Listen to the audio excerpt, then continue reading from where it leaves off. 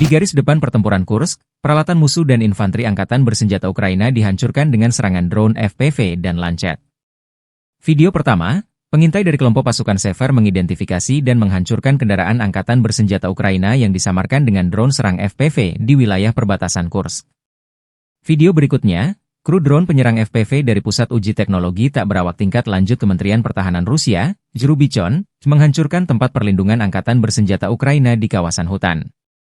Rekaman lainnya juga menunjukkan drone Lancet Rusia menghantam peluncur Sivalka VM-5 angkatan bersenjata Ukraina yang berbasis truk pick-up di wilayah Kursk.